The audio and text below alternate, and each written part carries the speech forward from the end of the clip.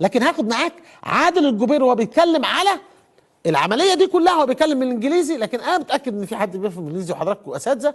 لكن هاخد لك اللقطه دي اللي كمان بيتكلم فيها عن القوى المشتركه اللي اتبعت لنا على انها دفاع عن الدول العربيه، بس في الحقيقه جزء من المنظومه الامريكيه لمقاومه ما يسمى بالارهاب. خلينا نشوف الفيديو ده.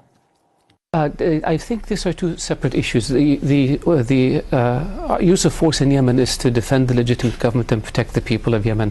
We have a coalition of over 10 countries that are participating in those operations. We are determined to continue the operations until the objective is achieved. This is one part. The Arab League agreed to the creation of a force that would be similar to a rapid deployment force.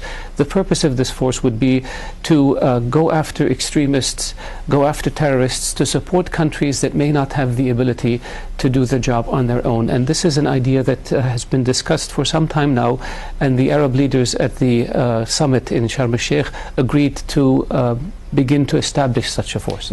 يبقى انت زي ما شفت كده الهدف من هذه القوة هي الجري وراء او مطاردة الارهابيين.